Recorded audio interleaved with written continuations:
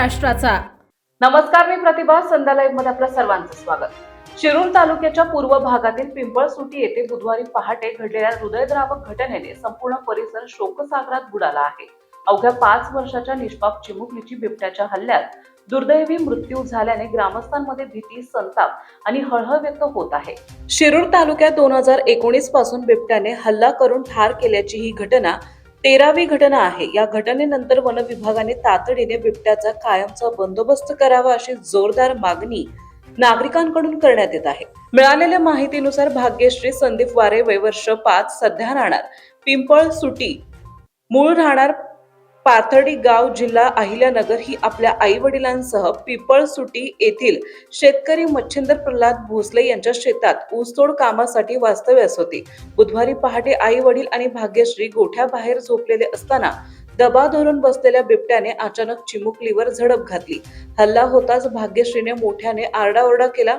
तिचा आवाज ऐकून आई वडील जागे झाले। त्यांनी बिबट्याचा पाठलाग करण्याचा प्रयत्न केला, मात्र क्षणार्धात बिबट्याने भाग्यश्रीला उसाच्या दाट शेतात ओढून नेले। ग्रामस्थांनीही तातडीने शोध मोहीम सुरू केली। काही वेळानंतर उसाच्या शेतात भाग्यश्रीचा मृतदेह आढळून आला। या घटनेने उपस्थितांच्या डोळ्यात अश्रू तरळले। घटनेची माहिती मिळताच वन विभागाचे अधिकारी घटनास्थळी दाखल झाले। पंचनामा करून मृतदेह उत्तरीय तपासणीसाठी रुग्णालयात पाठवण्यात आला। घटनेनंतर परिसरात मोठी गर्दी झाली होती।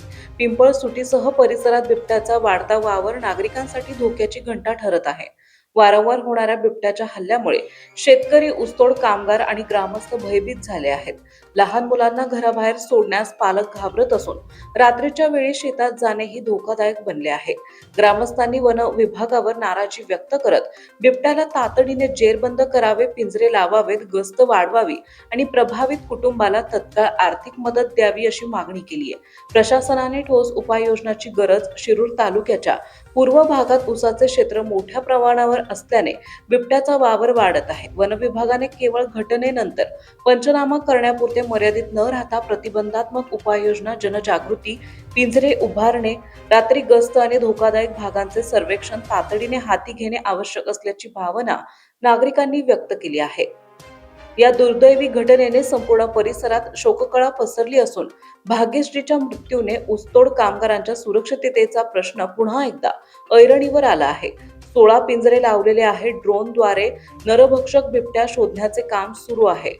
वन खात्याचे खेड, आंबेगाव, जुन्नर, शिरूर तालुक्यातील जवळपास 5 अधिकारी, 90 कर्मचारी बिबट्याचा शोध घेत आहेत। नागरिक संतप्त झाले आहेत। ताज्या आणि महत्त्वपूर्ण बातम्या पाहण्यासाठी आजच आमच्या संध्या लाईव्ह न्यूज चॅनलला YouTubeवर सबस्क्राईब करा आणि बेल आयकॉन प्रेस करा।